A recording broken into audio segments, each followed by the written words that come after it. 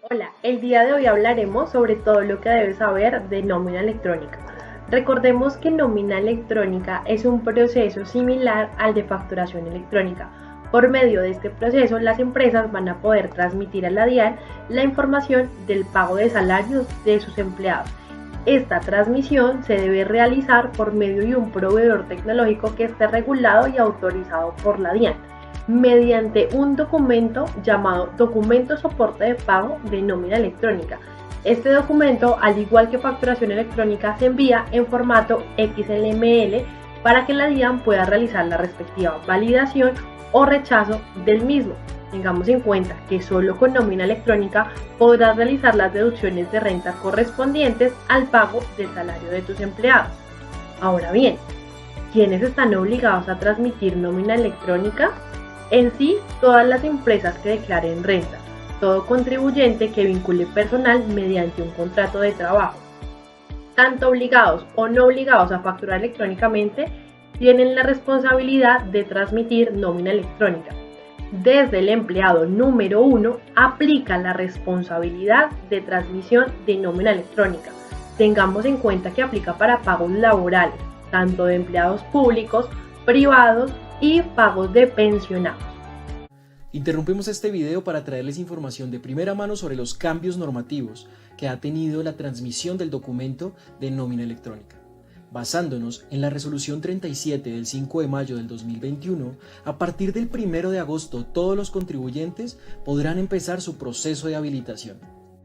Y según el número de empleados que contenga la empresa, la fecha límite para transmitir el documento electrónico se distribuye de la siguiente manera.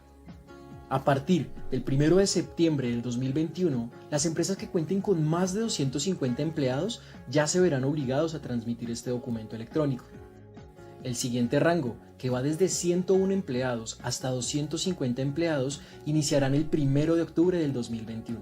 Para el 1 de noviembre del 2021, estarán obligados a transmitir el documento electrónico las empresas que tengan de 11 a 100 empleados. Y para finalizar el año, es decir, el 1 de diciembre del 2021, las empresas que tengan de 1 a 10 empleados ya estarán transmitiendo este documento.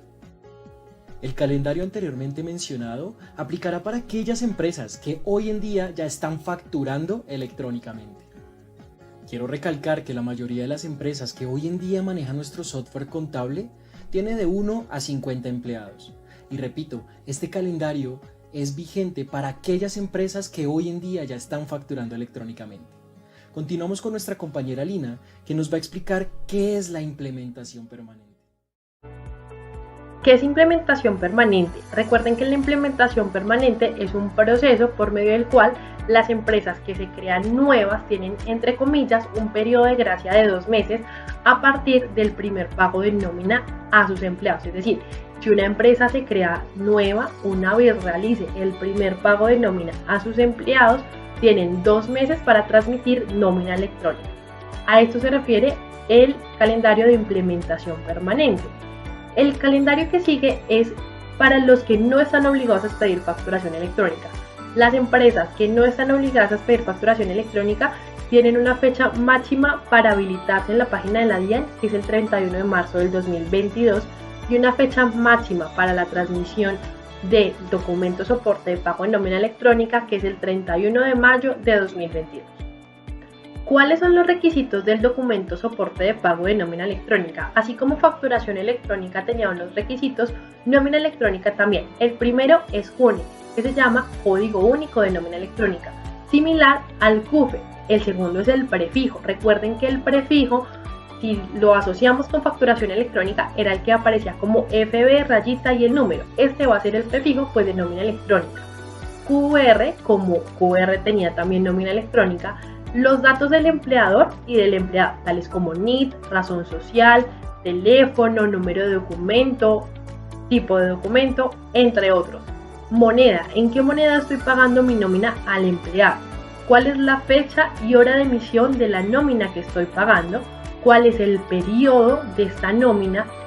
La información de mi proveedor tecnológico y el consecutivo. A diferencia de facturación electrónica, en nómina electrónica no hay resolución, hay un consecutivo que lo asigna directamente la empresa o la persona que esté liquidando la nómina. ¿Listo?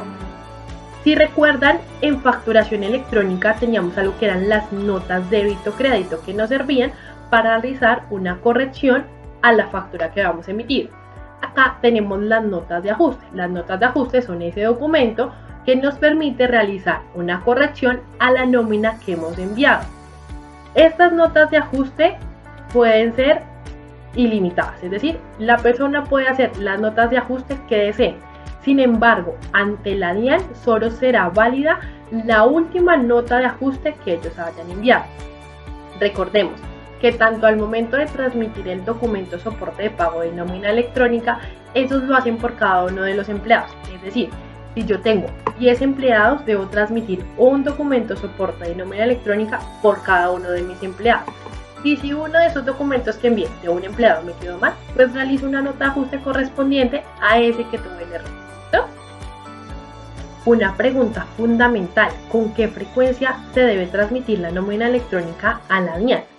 Se debe transmitir de forma mensual dentro de los primeros 10 días calendario de cada mes, independientemente que el pago de mi nómina sea semanal, sea quincenal. La transmisión siempre se va a realizar de forma mensual en los primeros 10 días calendario de cada mes. Es decir, si yo pagué mi nómina el 15 de junio y el 30 de junio, en los primeros 10 días del mes de julio debo reportar el pago de la nómina que realicé en el mes de julio.